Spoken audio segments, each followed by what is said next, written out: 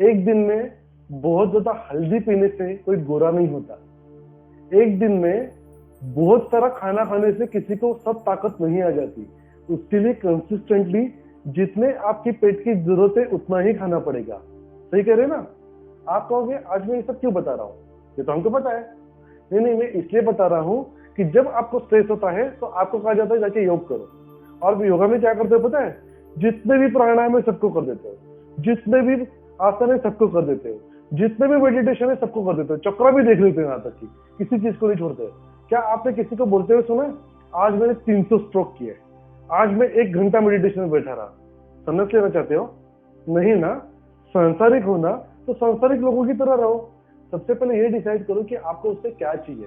दोस्तों, आयुर्वेद और योग ये एक ऐसे अलाइड साइंस है जो आपको physically, mentally, socially and spiritually sound रखते हैं, बैलेंस रखते हैं।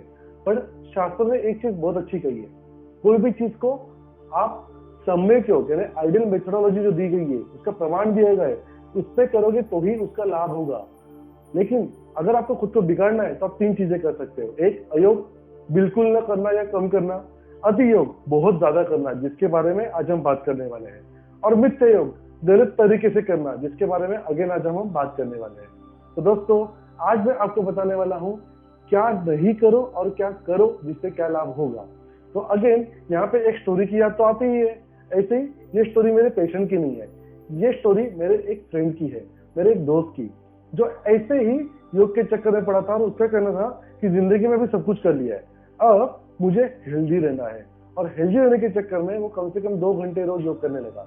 योग करना बुरा है हम बिल्कुल नहीं कहते, क्योंकि मैं खुद योग को मानता हूँ और योगिक जिंदगी जीना पसंद करता हूँ। तो उसने क्या किया, कम से कम प्राणायाम के 300, 400, 500 स्ट्रोक लगाना शुरू कर दिए, सभी प्राणायाम कर लिए। दोस्तों, even though it is the right practice, पर जो आपके बॉडी टाइप को सूट होता है वही प्राणायाम आपको सिलेक्ट करके करना होता है। अगर आपको डिसीज है तो डिसीज ओरिएंटेड कीजिए। अगर आप नॉर्मल व्यक्ति हो तो सबसे पहले योगिक पर्सन एक्सपर्ट से उसका ओपिनियन लीजिए कि आपके लिए सुटेबल कौन सा है, उसे आपको करना है। अब यहाँ पे बहुत ज्यादा योग करने के बाद एक चीज पता चली कि इसके शरीर में बहुत ज्यादा हाइपर एसिडिटी होने लगी। बहुत मेडिसिन कर ली, सभी रिपोर्ट निकाली है, कहीं पे कुछ भी नहीं है। अब कोर्स दोस्त की याद तो आनी थी, क्योंकि दोस्त आयुर्वेदाचार्य है, तो उन्होंने मुझे कॉल किया, ऐसा ऐसा है। नाड़ी देखी, नाड़ी में इतना सारा पित्त बढ़ चुका था, हम देख के परेशान हो गए। तो आप ऐसे क्या करते हो? खाने में कोई डिफिकल्टी नहीं थी, सुबह जल्दी उठते थे, रात को जल्दी सोते थे, गड़बड़ कहाँ हो गई? तब हमने उनके चेहरे को देखा तो चेहरे पे काफी सारा तेज आ चुका था। क्या आप योगिक प्रैक्टिसेस करते हो? रोज 2 घंटे। मैं हेल्दी रहना चाहता हूँ। क्या क्या करते हो? मैं ये प्राणायाम करता हूँ, वो आसन करता हूँ। अब जब हमने पूछा तो बोले कपालभाति प्राणायाम हम कम से कम 500 स्ट्रोक करते हैं।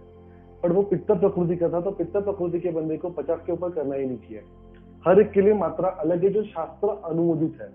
अब इसके वजह से आपने पेट को इतना सारा पंप कर दिया कि आपके लीवर को आपने क्या कर दिया, press compress compress compress compress कर दिया, जिससे आपके गॉलब्लैडर में से बहुत ज्यादा एसिड सीक्रेट होके इतना स्टिमुलेशन मिला ब्रेन को और लीवर को कि उससे बहुत ज्यादा एसिड प्रोड्यूस कर दिया, जिससे हाइपर एसिडिटी यानी ज्यादा एसिड सीक्रेट होना कहते हैं।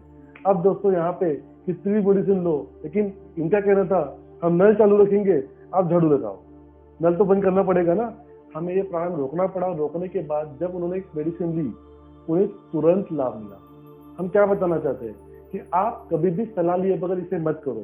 फिर आप कहोगे सर ये सब तो ठीक है, पर अगर हमें स्ट्रेस है, हम नए हैं, तो हमें क्या करना चाहिए? सिंपल सा काम करो। अगर आप हेल्दी रहने के लिए करें तो याद रखिए, मन चंगा तो कटौती में गंगा। सबसे पहले माइंड को स्टेबल करो। योग चित्त वृत्ति निरोध, इसका मतलब है सभी चीजों से मुक्ति और स्थिरत्व, स्टेबल होना। सबसे पहले काम कीजिए, आपका मॉर्निंग वॉक खत्म करके घर पे आइए और सबसे पहले दोनों हाथों को फैला पे जमीन पे सो जाइए।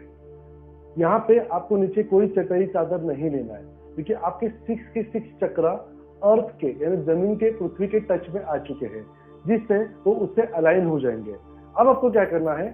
सिंपल सी चीज करना है, प्राणस्य आयामो इति प्राणायाम, मतलब प्राण का नियमन करना है। सिंपल सी चीज, इसे डीप ब्रीदिंग कहते हैं। आपको 3 सेकंड इनहेल करना है, 3 सेकंड एक्सहेल करना है। मतलब बाजू वाले को भी पता नहीं चलना चाहिए कि आप सांस ले रहे हो या नहीं। अब इससे क्या होगा, हम जनरली ना सांस इस तरह से लेते हैं। जब आप डीप ब्रीथ करोगे, 3 सेकंड इनहेल करोगे, तो आपके लंग्स के बेस तक भी ऑक्सीजन जाएगा।